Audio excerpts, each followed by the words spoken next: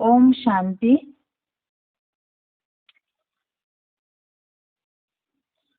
आज के भगवत गीता क्लास में श्लोक नंबर है तीसरे अध्याय का 11वां श्लोक, अध्याय 3, श्लोक नंबर 11। श्लोक है,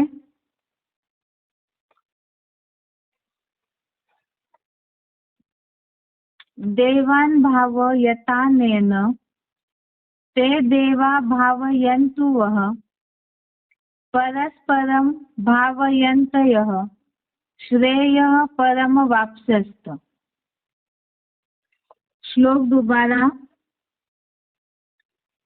देवान् भावयतानेन ते देवा भावयन्तु वः परस्परं भावयन्तयः श्रेयः परमवाप्स्यस्त। संधि विच्छेद श्लोक का देवान् भावयत अनेन ते देवा भावयन्तु वः परस्परं भावयन्तयः श्रेयः परम अवाप्स्यस्त।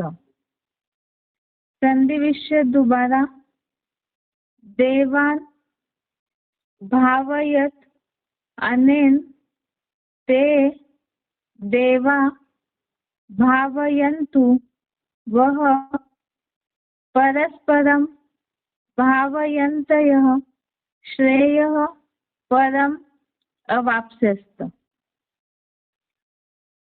शब्दों का अर्थ है, अनेन अर्थात इससे, देवान अर्थात देवों को, भावयत अर्थात संतुष्ट करो, ते देवा अर्थात वे देवता, वह अर्थात तुमको, भावयन्तु अर्थात संतुष्ट करे, परस्परम अर्थात एक दूसरे को, भावयन्त अर्थात तृप्त करते हुए, परम श्रेयः अर्थात परम कल्याण को, अवाप्स्यस्त अर्थात प्राप्त करो।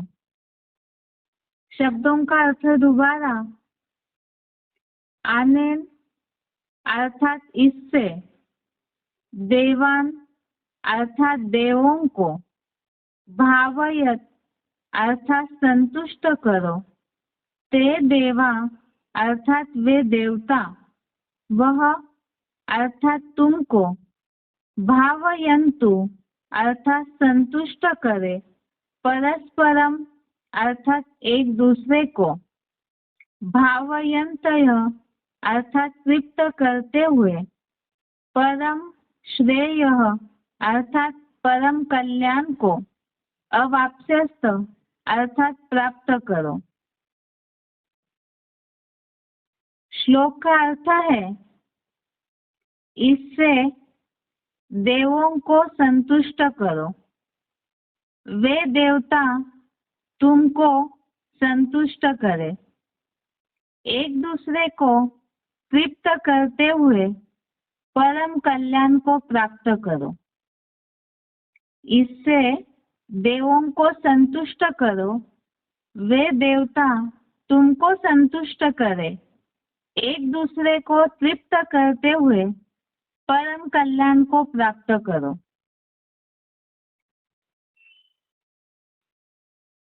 तीसरे अध्याय में जो अभी श्लोक पढ़ रहे हैं हम, इसमें खास तो कर्मों की बात हम समझ रहे हैं, और कर्मों की बात में भी पहले तो भगवान ने अर्जुन को कर्मों का किस लिए आवश्यकता है वो बातें बताई। प्रकृति से सब बंधे हुए हैं, इसीलिए कर्म करना जरूरी है, और साथ साथ ही हठयोगी भी नहीं बनना है, नियत किए हुए कर्मों को करना ही है। इसमें खास बात बताई, कर्म करते हुए ही सिद्धि को प्राप्त करने के लिए खास बात भगवान ने अर्जुन को बताई कि मन से इंद्रियों को नियमित करके अनासक्त भाव से कर्म करो। इसके साथ साथ ही ये तो बात बताई कि शरीर निर्वाह के लिए कर्म करना तो जरूरी है, ये बात भगवत गीता में बताई है। इसी से संबंधित जहाँ हमने सिलेक्टेड पॉइंट समझे, शिव बाबा की बातें समझी, उसमें शिव बाबा ने खास बात बताई है, कर्म तो करना ही है, शरीर निर्वाह के लिए भी कर्म करना जरूरी है, लेकिन ये तो पुरुषार्थियों के ऊपर है कि वो शरीर निर्वाह के लिए आसुरी कर्म करे, लौकिक दुनिया के धंधे धोरी में ही व्यस्त रहे, या तो फिर ईश्वरीय सेवा का कर्म करे, क्योंकि शरीर निर्वाह ही करना है और साथ में भविष्य तो सब जानते हैं।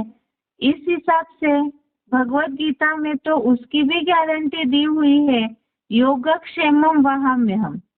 उस आधार से इस दुनिया के तो सारे जो भी धंधा धोरी है, जो 18वें अध्याय में बताया है, इस दुनिया के जो भी कर्म है वो सभी दोष से ढके हुए हैं, और ईश्वरीय सेवा का जो कर्म है उससे इस जन्मों में भी खुशी की प्राप्ति और साथ साथ ही भविष्य जन्मों के लिए भी प्राप्ति होती है, आत्मा में और रिकॉर्ड नोंद हो जाता है।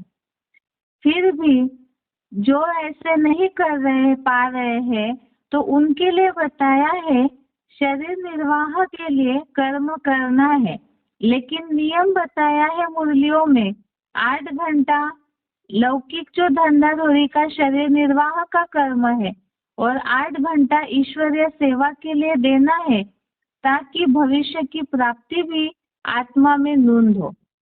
अब इसमें भी खास जो तीसरे अध्याय के 9वें श्लोक से हमने श्लोक समझे हैं, इसमें खास ये बातें बताई है, यज्ञ का ही कर्म करना है, क्योंकि यज्ञ के सिवाय दूसरे जो कर्म है और नरक लोक के कर्म बंधन है। और यज्ञ कर्मों की जहाँ बातें समझ रहे हैं, जो नया भगवत गीता का किताब है उसमें हेडिंग सही दिया हुआ है, 9वें से लेके 16वें श्लोक तक, श्लोक नंबर 9 से श्लोक नंबर 16 तक यज्ञ कर्मों की आवश्यकता क्यों है, ये बातें भगवत गीता में समझाई हुई है।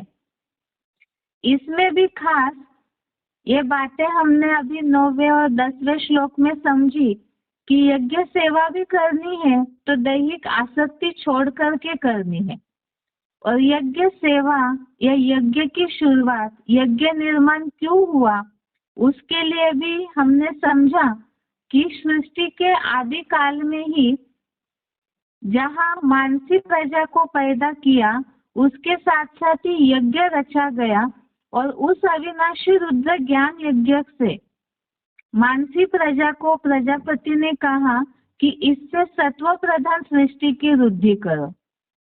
हमने पॉइंट के साथ साथ इस श्लोक को समझा है।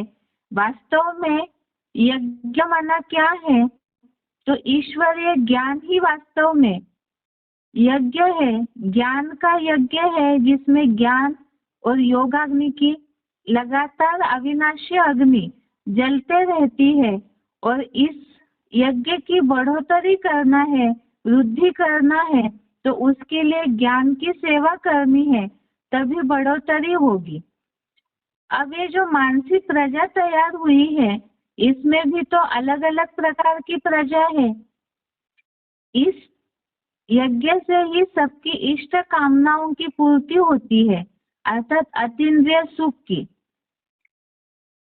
वास्तव में जो लौकिक दुनिया के लोग हैं, वो भगवत गीता के इस यज्ञ की बात को, यज्ञ सेवा की बात को तो लौकिक दुनिया के जो यज्ञ है उस हिसाब से लेते हैं, अर्थात भौतिक जो पदार्थों का, भौतिक जो अग्नि है पंच तत्वों की, उसके द्वारा जो ईंटों से बना हुआ यज्ञ रचा जाता है, उस यज्ञ की सेवा करने से प्राप्ति होगी, ऐसे समझा जाता है। लेकिन हमने दूसरे अध्याय में भगवत गीता में इन बातों को समझा है। जिस तरह से भक्ति मार्गीय क्रियाकांड या जो भी ऐसी बातें करते हैं वो सभी वास्तव में बता दिया कि वो बहुत ऐसी दिखावटी बातें तो करते हैं, लेकिन इससे जो प्राप्ति होनी चाहिए वो प्राप्ति नहीं होगी, क्योंकि भक्ति मार्ग तो अल्पकाल की प्राप्ति कराता है और यह अतीन्द्रिय सुख की सदा काल की प्राप्ति करने के लिए ही एक ज्ञान यज्ञ है। इसमें जितनी तन मन धन की आहुति देंगे तो उतना ही इष्ट कामनाओं की पूर्ति होगी। अब इसके साथ साथ ही जैसे एक शर्त बताई, दैहिक आसक्ति छोड़कर ईश्वरीय सेवा का कर्म करना है। यज्ञ सेवा, यज्ञ कर्म ही वास्तव में ईश्वरीय सेवा है। दूसरी बात हमने समझी, सत्व प्रधान सृष्टि की रिद्धि करो, अर्थात ही जितना सात्विक ज्ञान अव्यभिचारी ज्ञान सुनाएंगे निस्वार्थ भावना से, केवल शिव बाबा से जोड़ने की भावना से ही ज्ञान की सेवा करेंगे तो उतना ही सत्व प्रधान सृष्टि की बढ़ोतरी होगी। अब आज के श्लोक में तीसरी बात बताई है कि इस यज्ञ से तो अनेक जुड़े हुए लोग हैं, जो मानसी प्रजा तैयार हुई।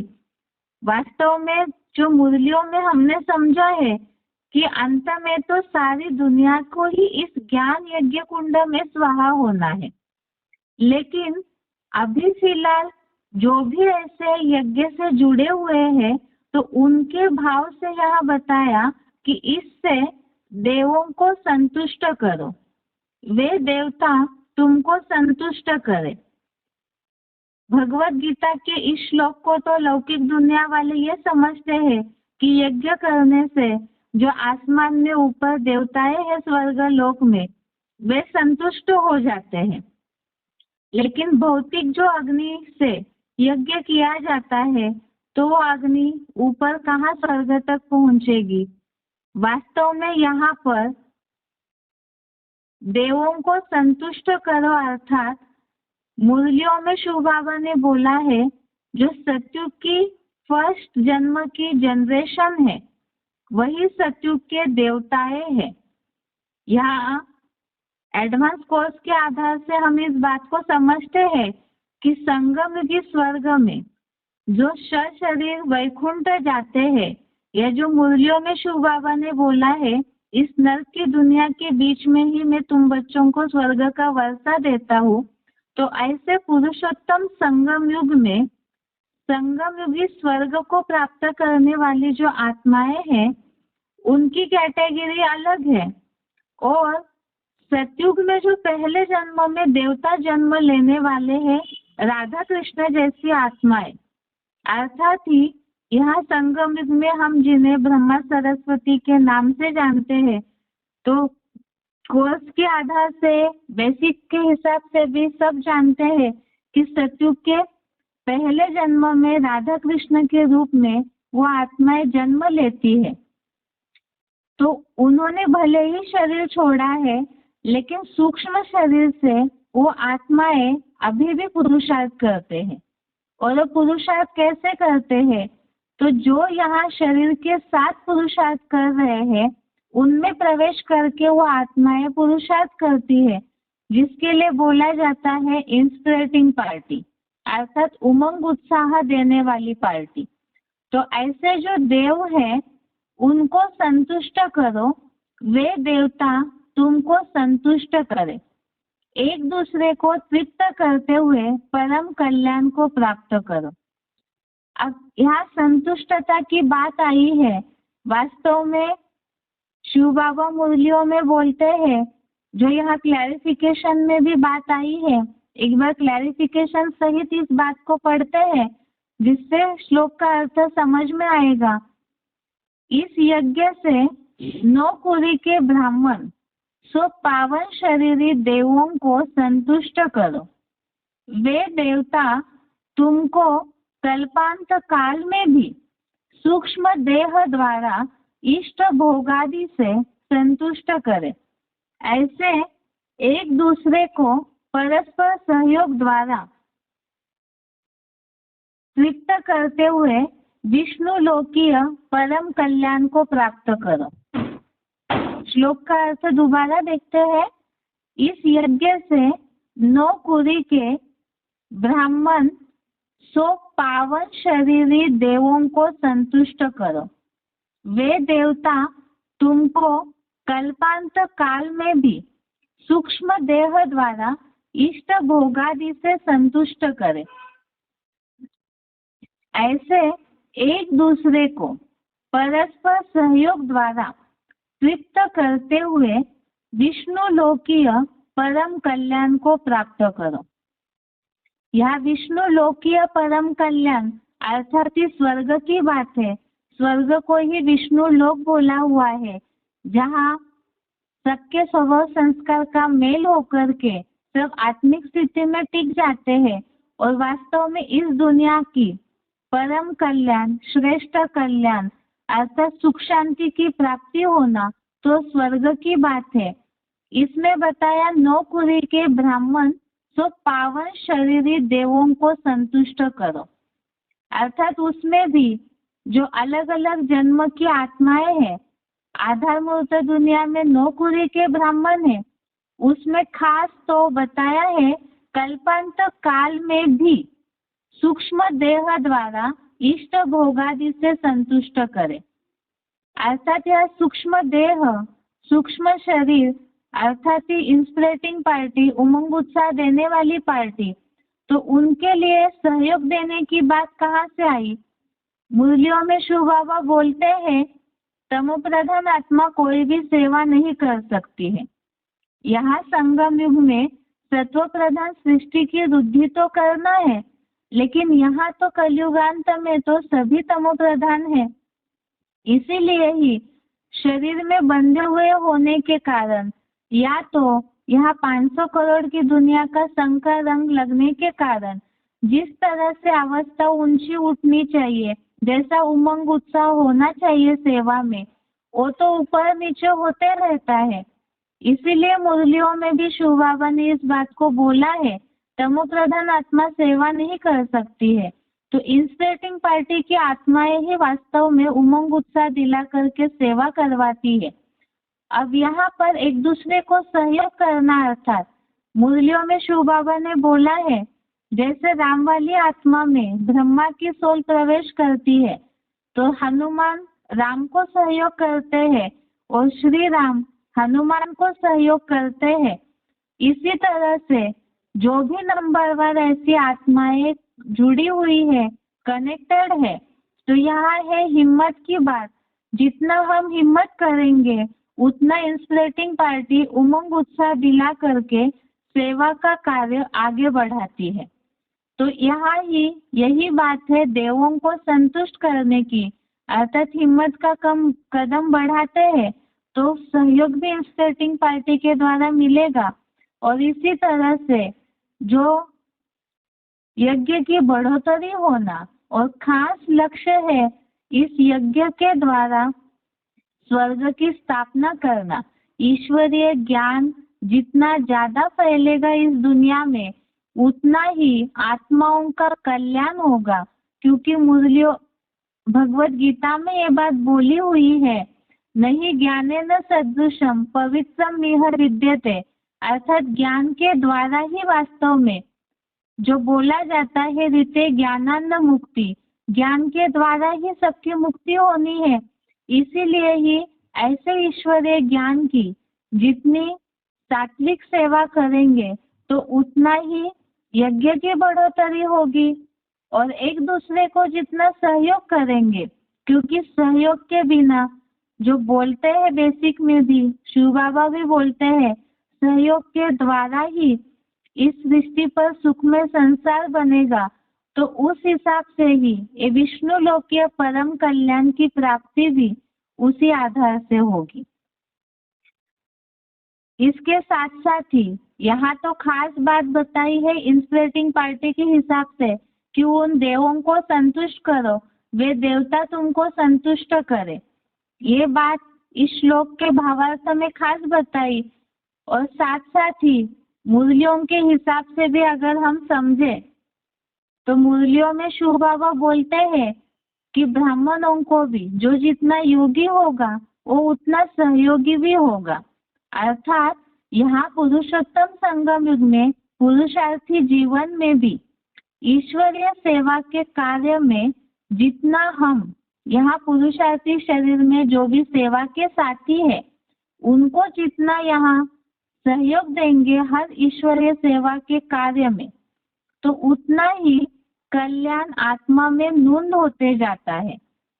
जैसे कि खास बात तो है, मुरलियों में शिव बाबा बोलते हैं कि रुद्रमाला के जो मनके हैं वो आपस में मजबूरी से मिले हुए हैं।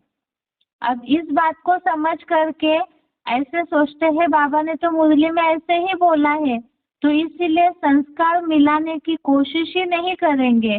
तो शिव बाबा के ईश्वरीय कार्य में जिस तरह से हमें स्वर्ग स्थापना में मददगार बनना है तो वैसे हम मददगार नहीं बन पाएंगे, और कल्याण को जो प्राप्त होना है तो उसमें भी कहीं ना कहीं कमती आ जाएगी, कटौती होती जाएगी।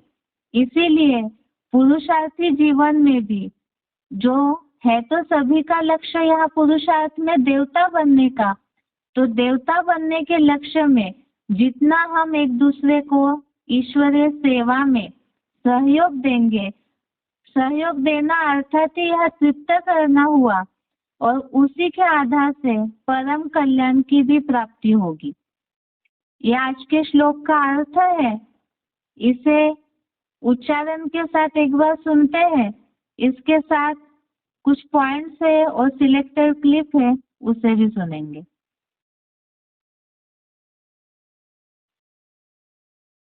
देवान् भावयतानेन ते देवा भावयन्तु वः परस्परं भावयन्तः श्रेयः परमवाप्स्यथ। इस यज्ञ से श्रेष्ठ खुदी के ब्राह्मण सो पावन शरीरी देवों को संतुष्ट करो। वे देवता तुमको कल्पांतकाल में भी सूक्ष्म देह द्वारा इष्ट भोगादि से संतुष्ट करें। ऐसे एक दूसरे को परस्पर सहयोग द्वारा तृप्त करते हुए विष्णु लोकीय परम कल्याण को प्राप्त कर। देवान् भावयतानेन ते देवा भावयन्तु वः परस्परं भावयन्तः श्रेयः परमवाप्स्यथ। इस यज्ञ से श्रेष्ठ कुरी के ब्राह्मण सो पावन शरीरी देवों को संतुष्ट करो। वे देवता तुमको कल्पांतकाल में भी सूक्ष्म देह द्वारा इष्ट भोगादि से संतुष्ट करें।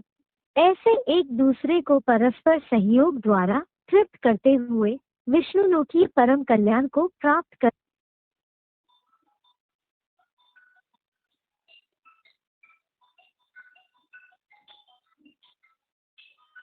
आगे इस श्लोक से रिलेटेड पॉइंट्स है।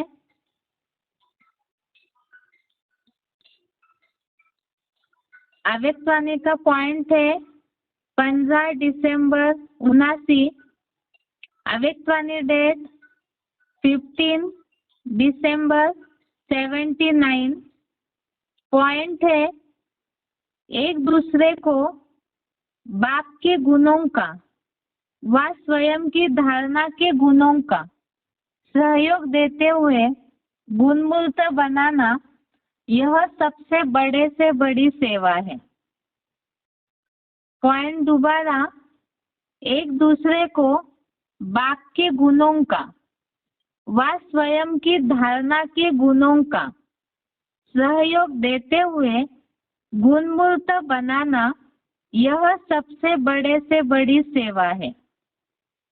यहाँ बात आई है गुणों के द्वारा सहयोग देने की, धारणाओं के द्वारा सहयोग देने की। दूसरा पॉइंट है अव्यक्तवाणी डेट 1 जनवरी 86, अव्यक्तवाणी डेट 1 जनवरी 86। पॉइंट है शक्तिशाली संकल्प का सहयोग विशेष आज की आवश्यकता है। संकल्प से सहयोग देना इस सेवा को बढ़ाना है। वाणी से शिक्षा देने का समय बीत गया। जितना जो सूक्ष्म चीज होती है वह ज्यादा सफलता दिखाती है। वाणी से संकल्प सूक्ष्म है ना। पॉइंट दोबारा, अव्यक्तवाणी तारीख 1 जनवरी 86। पॉइंट है शक्तिशाली संकल्प का सहयोग विशेष आज की आवश्यकता है। संकल्प से सहयोग देना इस सेवा को बढ़ाना है। वाणी से शिक्षा देने का समय बीत गया। जितना जो सूक्ष्म चीज होती है वह ज्यादा सफलता दिखाती है। वाणी से संकल्प सूक्ष्म है ना। इस पॉइंट में खास बात बताई है संकल्प के द्वारा सहयोग देना। इसमें भी ऐसे होता है पुरुषार्थी जीवन में, जो मुरलियों में भी शिव बाबा ने बोला है कि जो विकल्प का खून बहता है सेवा करते समय, एक दूसरे के प्रति निगेटिविटी आना या एक दूसरे के प्रति कई बार वाचा से भी निगेटिविटी आना, उससे जो वायुमंडल खराब होता है। वास्तव में यहाँ स्वर्ग की स्थापना, कल्याण की स्थापना इस सृष्टि पर तभी होगी वाइब्रेशन जब पावरफुल बनेंगी। और वाइब्रेशन पावरफुल बनाने के लिए सबसे जरूरी है शुभ संकल्पों का सहयोग। इस पॉइंट में भी यही बात बताई है कि शक्तिशाली संकल्प का सहयोग आज की आवश्यकता है। और इसके साथ साथ सूक्ष्म संकल्प का सहयोग जो है वो ज्यादा सफलता दिखाता है। और ये तो हम जानते हैं कि बेसिक फाउंडेशन ही पुरुषार्थी जीवन का है मन की स्थिरता। और उसी के आधार से जितना सहयोगी बनेंगे तो उतना ही परम कल्याण की अवस्था को भी प्राप्त करेंगे। तीसरा पॉइंट है बाप दादा सहयोगी बच्चों को सदा ही साथ देखते हैं। सहयोगी बच्चों को सदा ही सहयोग प्राप्त होता है। श्लोक में जो बात आई है एक दूसरे को परस्पर सहयोग द्वारा तृप्त करते हुए, जैसे मुरलियों में शिव बाबा ये बात बोलते हैं कि अगर हम हिम्मत करते हैं, हिम्मत का एक कदम बढ़ाना यही शिव बाबा के कार्य में सबसे पहला सहयोग है। और जब बच्चे हिम्मत का कदम बढ़ाते हैं ईश्वरीय सेवा में तो उन्हें बाप दादा द्वारा भी उतना ही उमंग उत्साह का भी और साथ में ही सहयोग भी प्राप्त हो जाता है। इस पॉइंट में भी यही बात बताई है।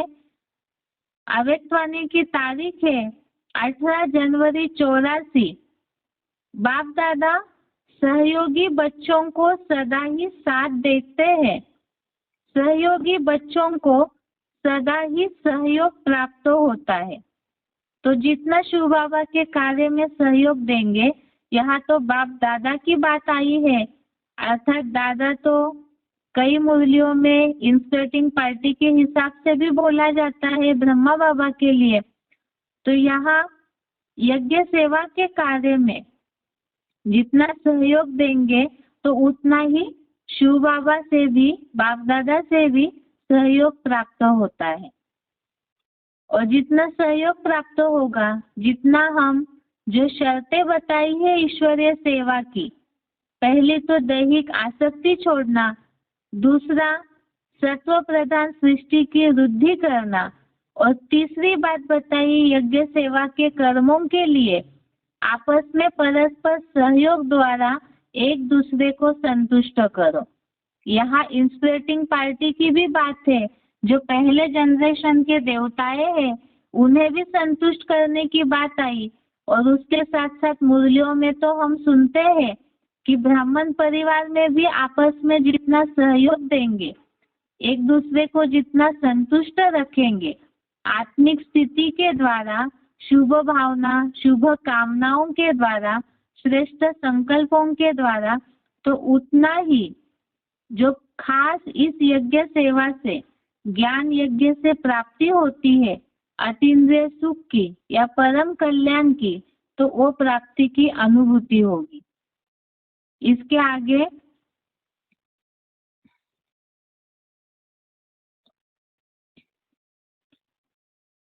इसी श्लोक से रिलेटेड तीसरे अध्याय का 11वें श्लोक से रिलेटेड सिलेक्टेड पॉइंट है। वार्तालाप नंबर है 1731, डिस्कशन नंबर है 1731। तीसरे अध्याय में श्लोक देवान् भावयतानेन ते देवा भावयन्तु परस्परं भावयन्तः श्रेयः परमाप्स्यताः। जिससे देवात्मा को संतुष्ट करो, ये दिव्यात्मा है तुमको संतुष्ट करे। आत्मा कौन है? तुम ब्राह्मणों की दुनिया में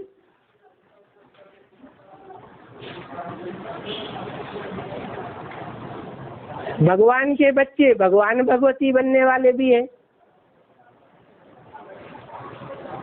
ये है सबसे ऊंची कैटेगरी संगम युग में बनने वालों की। और वो जो भगवान भगवती बनते हैं उनके बच्चे राधा कृष्ण। देवताई दुनिया का पहला प्रिंस और फिर दूसरे देवता भी 16 कला संपूर्ण। वो देवताएं और ये संगम युग में भगवान भगवती।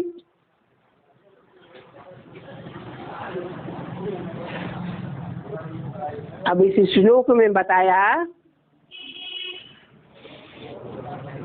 कि देवताएं उनकी आत्माएं इस समय संगम युग में है या नहीं है? है? उनको खुश करना चाहिए या नहीं करना चाहिए? है? उनको प्रसन्न करेंगे तो वो हमारे कार्य को संपन्न कर देंगी। जैसे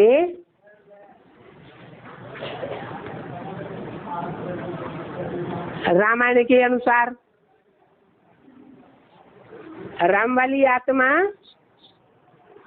हनुमान को प्रसन्न करती है या नहीं करती है? और हनुमान राम को प्रसन्न करता है। तुम मेरा काम करो तो मैं तुम्हारा काम करूंगा।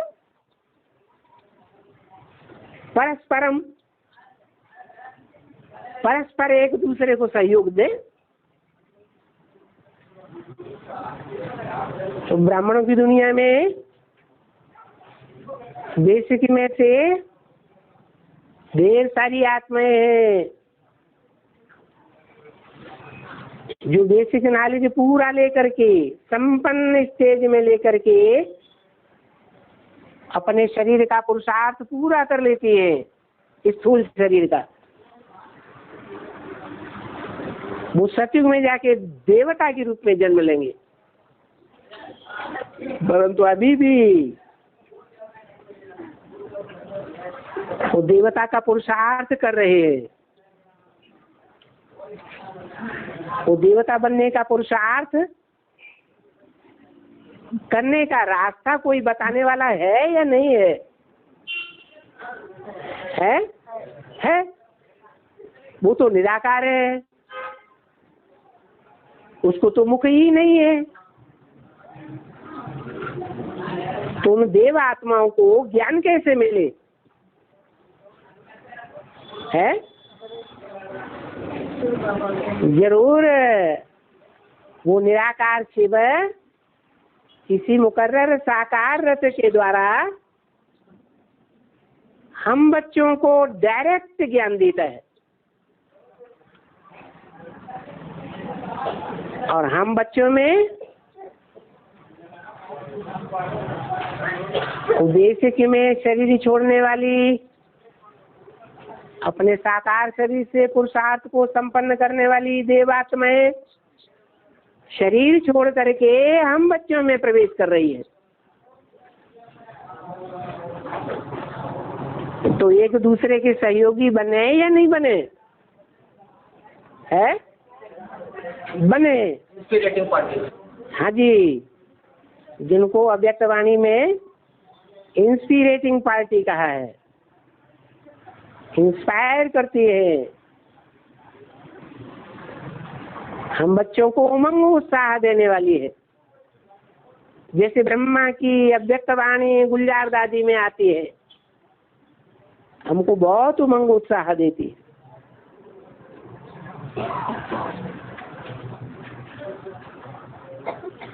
हमारी है प्लानिंग पार्टी। उनके पास नई दुनिया है कि वो प्लानिंग नहीं है, देव आत्माओं के पास। और हमारे पास शिव बाबा की दी हुई नई दुनिया की प्लानिंग क्या है, वो इंजीनियरिंग की पढ़ाई हम बच्चों को शिव बाबा पढ़ा रहा। उमंग उत्साह देने की जो शक्ति है उन सूक्ष्म शरीरधारियों के पास है। तो दोनों एक दूसरे को सहयोग देते हुए आगे बढ़ते रहे।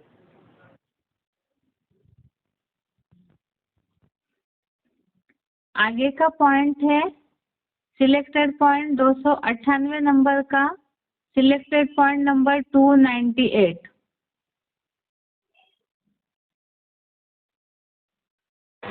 अभी करना ही है, कुछ भी हो जाए, ये हिम्मत रखो, दृढ़ संकल्प रखो। अगर मानो कभी बद्दुआ का प्रभाव पड़ भी जाए तो 10 गुना दुआएं ज्यादा दे करके उसको खत्म कर दो। एक बद्दुआ के प्रभाव को 10 गुना दुआएं दे के उसको हल्का कर देना, फिर आपके अंदर हिम्मत आ जाएगी। नुकसान तो अपने को होता है ना, दूसरा तो बद्दुआ दे के चला गया, लेकिन जिसने बद्दुआ संभाली दुखी कौन होता है? देने वाला देता है या लेने वाला? देने वाला भी होता है। बद्दुआ देने वाला भी फिर बाद में आपके वाइब्रेशन से दुखी हो जाएगा,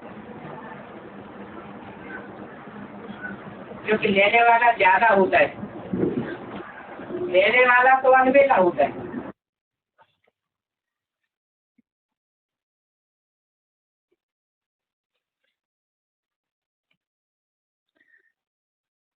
अभी जैसे हमने सिलेक्टेड पॉइंट समझे दोनों, पहला तो हमने पॉइंट में भी समझा था शक्तिशाली संकल्प के द्वारा सहयोग देना। यहाँ खास बात पॉइंट में अभी के बताइए दुआएं देने की बात। तो दुआएं देना अर्थात संकल्प के द्वारा सहयोग देना, जिससे कि यज्ञ सेवा में कोई विघ्न निर्माण न हो।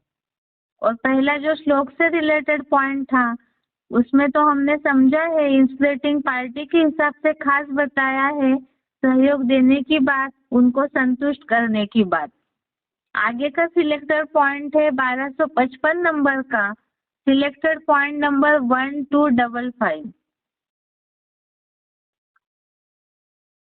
सभी को जब भी मिलो, जिससे भी मिलो, चाहे आपस में मिलो चाहे बाहर की आत्माओं से मिलो, लेकिन जब भी मिलो जिससे भी मिलो उनको संतुष्टता का सहयोग दो। क्या उन आत्माओं को ये भासना है कि इनके मिलने के बाद हमें संतोष आ गया। ये कब होगा? है? जो खुद संतुष्ट मणि होगा वो दूसरों को भी संतोष दे सकेगा।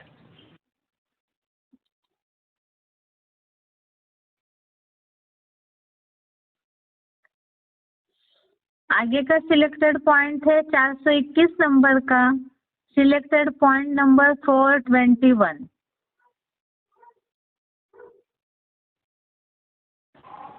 सहयोग दे तो सहयोगी बने, ऐसे नहीं होना चाहिए। कोई सहयोग दे या न दे, सब सहयोगी बन करके रहेंगे। सहयोग, स्नेह और प्यार ये मांगने की चीजें नहीं होती है। जो स्नेह देता है, प्यार देता है, सहयोग देता है, ये नियम बना हुआ है। जो देता है सो लेता है। इस जन्म में भी लेता है और संगम युग में नूद होती है तो जन्म जन्मांतर भी लेता है।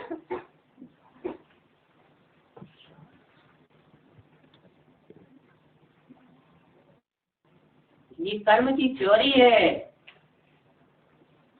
कि जो देता है सो रिटर्न में लेता है। द्वापर कलयुग में भी ये थ्योरी चलती रहती है। इस जन्म में हम जो देंगे अगले जन्म में हमको वापस जरूर मिलेगा। तो इसमें और सहयोग की भीख मांगने की दरकार नहीं है। कोई इसने सहयोग देता है तो इसने सहयोग देना है, ऐसा नियम बनाने की दरकार नहीं है।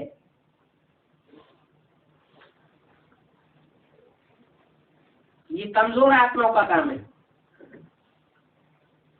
पावरफुल आत्माओं का काम है कोई सहयोग दे या न दे, प्यार दे या न दे, हमें देना है। इसने दे तो उसने ही बने नहीं। जैसे ब्रह्मा बाप हर बच्चे के प्रति सहयोगी बने, इसने ही बने, ऐसे सर्व के सदा इसने ही और सहयोगी बनो। कोई के इसने ही बनना है, कोई के सहयोगी बनना है, कोई का नहीं बनना है, ये भी उदार चित्त बच्चों का काम नहीं है। जैसे बाप दादा सदा हर बच्चे के प्रति उदार चित्त रहे, तो जो बाप के बच्चे होंगे सूर्यवंशी, उनका भी क्या काम होगा? हर आत्मा के प्रति उदार चित्त होंगे। इसको कहा जाता है बाप समान बनना।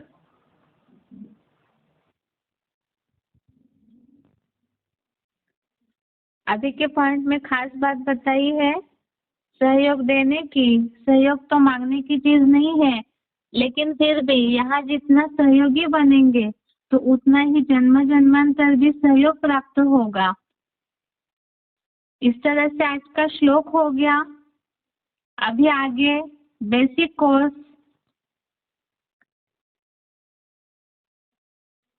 बहुत सारे श्लोक ऐसे हैं जो बहुत लंबे हैं, जिससे रिलेटेड पॉइंट भी मिल रहे, इसीलिए हो सकता है कि बेसिक कोर्स की लिंक में गैप हो रहा है। इसीलिए जो पहले समझा था उसे एक बार शॉर्ट में समझ करके फिर आगे का टॉपिक देखते हैं। बात चल रही थी हमारी बेसिक कोर्स में साकार लोक की, जिसमें हमने सबसे पहले 84 लाख योनियों की बात की थ्योरी को समझा है कि मनुष्य आत्मा 84 लाख योनियों में नहीं जाती है, और क्यों नहीं जाती है उसके कारण हमने समझे थे। इसी से लिंक जुड़ा हुआ है कि मनुष्य 84 लाख योनियों में नहीं जाती है आत्माएं, तो फिर ये मान्यता कहाँ से निर्माण हुई कि मनुष्य 84 लाख जन्म लेता है। उसे ही हमने भगवत गीता के कुछ श्लोकों का उदाहरण लेकर के समझा है, दुनियावी कुछ बातों को भी लेकर के समझा है कि वास्तव में इसी साकार लोक पर मनुष्य जब अपने गुणों से ऊपर उठता है तो देवता बनता है, और जब नीचे गिरता है मानसिकता से, कर्मों से तो जानवरीय जैसे कर्म करता है, और वो जानवरीय जैसे जो कर्म करता है उसे ही दुनिया वालों ने मान्यता फैला दी कि मनुष्य जानवर रूप में जन्म लेता है। और भगवत गीता में उसी बात को आसुरी योनि, मूढ़ा जन्मनी जन्मनी या राक्षस योनि के रूप में उल्लेख किया हुआ है। इन बातों को हमने समझा है कि मनुष्य देवता से असुर क्यों बनता है और फिर मनुष्य से देवता कैसे बन सकता है। नीचे गिरा हुआ है, असुर बने हैं, तो ऊपर उठने का रास्ता क्या है, इनकी सारी बातों को हमें कोर्स में भी समझना है। अभी तक हमने इस बात को सिद्ध किया, बेसिक कोर्स में इस बात को श्लोक के आधार से समझा कि देवताओं के लक्षण क्या है और असुरों के लक्षण क्या है।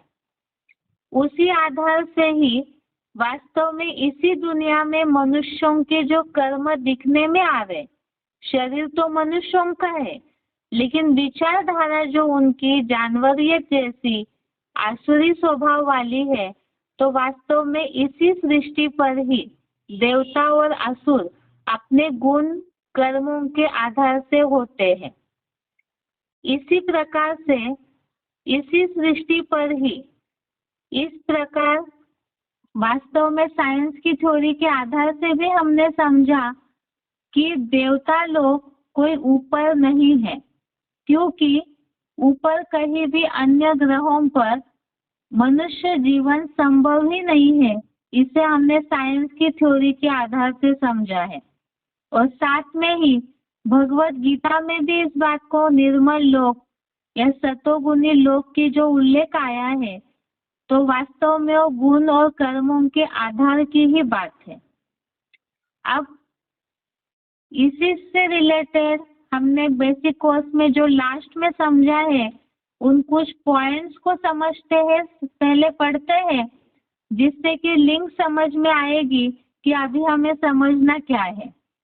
साकार लोक में जैसे 84 लाख योनियों की बात कट हो गई, अर्थात ये मान्यता गलत है, इसे हमने जिज्ञासुओं को क्लियर किया, क्योंकि जब तक पहली मान्यताएं जिज्ञासुओं के मन से क्लियर नहीं होती है, तब तक अगर हम आगे समझाएंगे भी तो भी उनकी पुरानी मान्यता और आगे की हमने शिव बाबा ने समझाई हुई बातें दोनों मिक्स होकर के हो सकता है जिज्ञासु और कंफ्यूज हो जाए।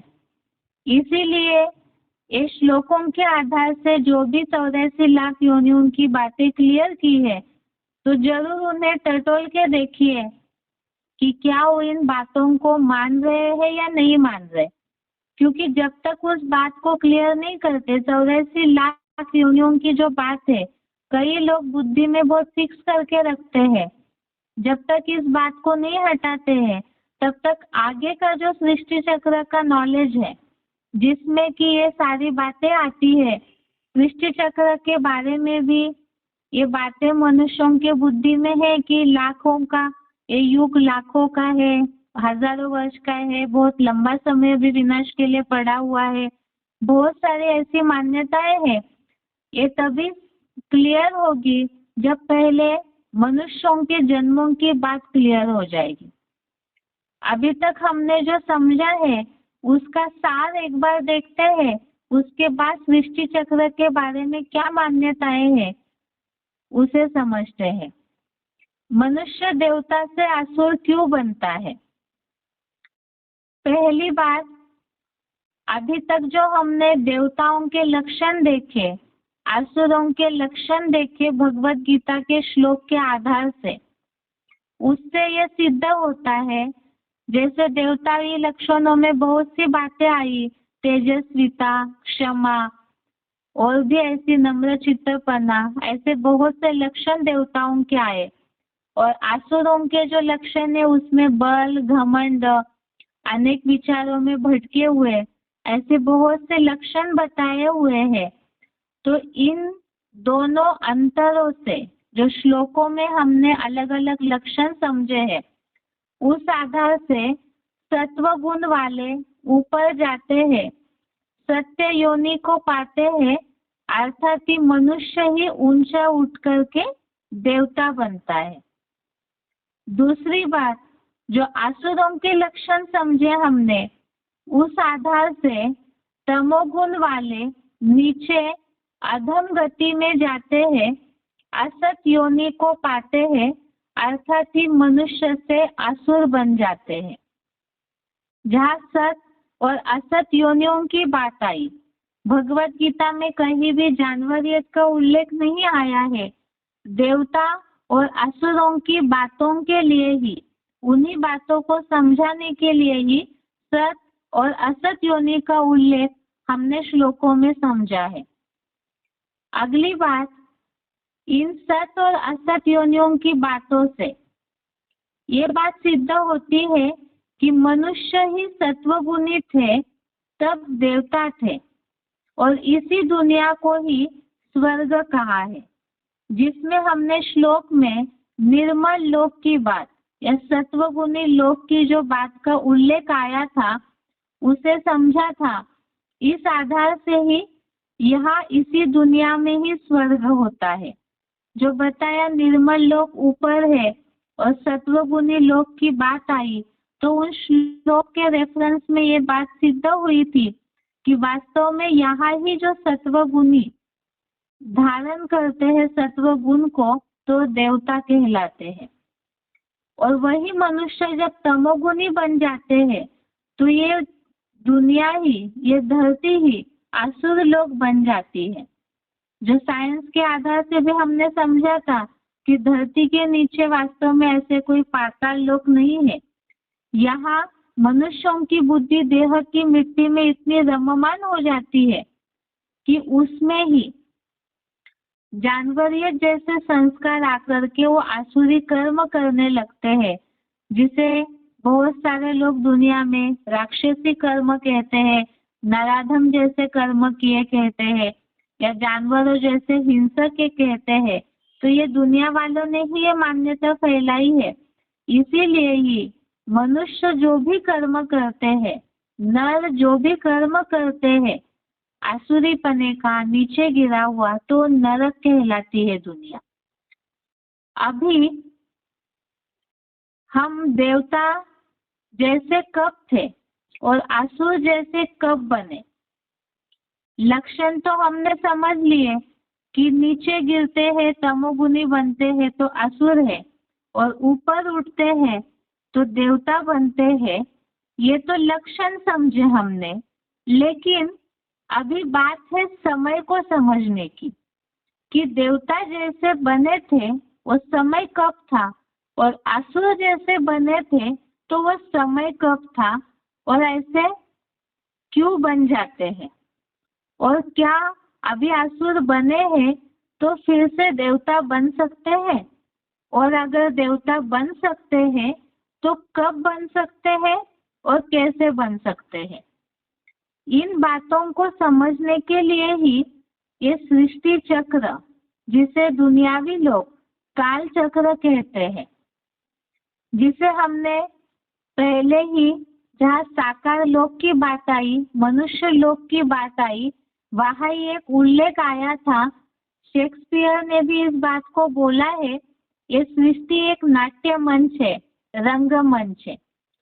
अब यहाँ इस नाट्य मंच पर, इस रंगमंच पर जितनी भी मनुष्य आत्माएं हैं जो अलग अलग पार्ट बजाती है, एक्टर्स है, अलग अलग अपने पार्ट की एक्टिंग करते हैं, तो उन पात्रधारों का, उन एक्टर्स का, वो कर्मों का राज क्या है, उन पात्रों का राज क्या है, और वो जो अलग अलग सीन में पार्ट बजाते हैं इस धरती पर, इस लोक पर, साकार लोक पर, तो वो कैसे कैसे जन्म लेते हैं, इन बातों को समझने के लिए ही हमें सृष्टि चक्र को समझाना जरूरी है। हो सकता है जिन्हें एडवांस कोर्स या बेसिक कोर्स समझाने की अच्छी प्रैक्टिस है, सभी अलग अलग लिंक से समझाते हैं। यहाँ बात केवल ये है कि भगवत गीता के आधार से जहाँ जहाँ हमें जिन जिन मान्यताओं को क्लियर करना है उस हिसाब से यहाँ ही 3 लोक के चित्र में ही सृष्टि चक्र को संक्षेप में बताने से, एक तो जहाँ 84 लाख योनियों की बात आई तो उसी से रिलेटेड ही मनुष्यों के जन्मों की भी बात है, और जहाँ मनुष्यों के जन्म जुड़े हुए हैं वहाँ सृष्टि चक्र का समय भी जुड़ा हुआ है। ये सारी आपस में कनेक्टेड बातें हैं, इसीलिए ही यहाँ पर ही सृष्टि चक्र का संक्षेप में समझाने दी जा रही है। अभी खास बात इस 3 लोक के चित्र में समझने की है कि साकार लोक में ही, इस पृथ्वी लोक में ही सृष्टि का चक्र चलता है, काल चक्र चलता है। अब ये सृष्टि चक्र या काल चक्र जो है इसकी आयु के बारे में हम समझते हैं। तो अगला टॉपिक है इस चित्र में समझने का कि सृष्टि की आयु लाखों वर्ष है क्या। इस बात को हमें खास क्लियर करना है जिज्ञासुओं को। जहाँ हमने 84 लाख योनियों की बात को क्लियर किया, वहाँ अभी हमें क्लियर करना है कि क्या ये सृष्टि की आयु लाखों वर्ष है। अब इसे समझने के लिए ही आगे के कुछ पॉइंट्स को पहले हम पढ़ते हैं, उसके बाद उसे समझेंगे। पहली बात है, सृष्टि की आयु लाखों वर्ष है क्या। इस बात में पहली बात समझने की है, काल चक्र व नाटक के राज में पहली मुख्य बात है इसका आयु व ड्यूरेशन कितना है। सृष्टि की आयु जो है इसमें खास बात सृष्टि की आयु, इसका जो ड्यूरेशन है, लंबाई है, जो समय है, ये कितना है, इस बात को पहले हमें समझना है। इसमें पहली बात, गीता के श्लोकों में आए हुए योनियों के आधार से ये बात तो सिद्ध हो गई कि मनुष्य आत्मा अन्य कोई पशु व पक्षी की योनि में जन्म नहीं लेती है। अभी तक हमने इस बात को क्लियर समझा कि मनुष्य आत्मा कोई भी पशु पंछी की योनि में अर्थात 84 लाख योनियों में जन्म नहीं लेती है, जिसे हमने लौकिक दुनिया के उदाहरणों के साथ भी क्लियर किया कि पापों का दंड भोगने के लिए मनुष्य ही इतने दुखी है तो अलग योनियों में जाने की आवश्यकता नहीं है। साथ में ही जहाँ राक्षस योनि की, आसुरी योनि की बात आई तो उससे भी ये बात सिद्ध हो गई कि मनुष्य जो है वही यहाँ अपने गुण कर्मों के आधार से जानवरीय जैसा आसुरी पने वाला जन्म लेता है, तो अलग से वो पशु पंछी योनियों में जन्म क्यों लेगा। अगली बात है, जब मनुष्य आत्मा अन्य दूसरे योनि में जन्म नहीं लेती है तो 84 लाख योनियों में जन्म लेने की बात ही गलत सिद्ध हो जाती है।